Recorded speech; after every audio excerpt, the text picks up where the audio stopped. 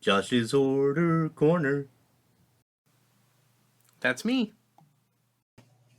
So I was bebopping around internet land, and I saw John Wayne Communal has a new book out, a spaghetti western, and I was looking around the website that was advertising it, and I found another book that I wanted to check out from Dead Sky Publishing.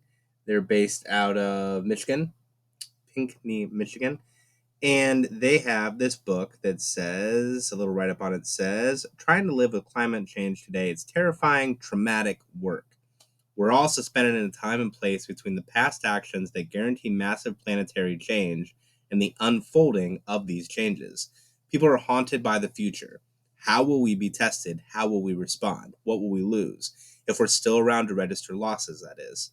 This is a weird and powerful time of grief. It's a time that calls for new tools and stories, for putting aside the coziness of disavowal and forging a harder hope. One thing that can help people accept our haunted status and work through the grief so we might bust some of the global warming ghosts is horror. Revelations, Horror Writers for Climate Action, is a brand new anthology of short stories well worth checking out. And this is from the article on horrorobsessive.com. It was written by Andy Hageman 2 years ago. So I guess this is an older book. I just didn't realize of its existence.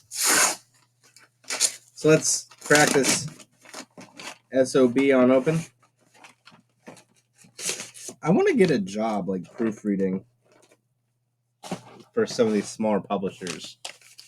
So if you know of any out there, let your boy know. Look at this. There's nothing nicer than the feel of a new book. The cover feels smooth. It feels amazing. Revelations, Horror Writers for Climate Action, edited by Sean O'Connor. Some of the people that are in here: Gemma, Amor, Clive Barker, Laird, Barron, Ramsey, Campbell, Richard Chizmar, Tananarive, Philip Fracassi, T.E. Grau, Joe Hill, Stephen King, Gwendolyn, Kiste, John Langan, Sarah Langan, Joe R. Lansdale, Tim Lebbon, Josh Malerman, you know that name, Adam L.G. Nevill, Nuzo, Onoh, Sarah Pinborough, Priya, Sharma, and Paul Tremblay. I think I just bought a couple books of Paul Tremblay's. There is nothing in the inner sleeve to tell us much more about it. And I'm sure I could have Googled. I thought this was new, and that's okay.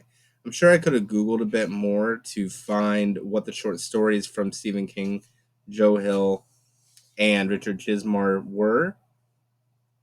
Deadwood and Jude Confronts Global Warming are both by Joe Hill.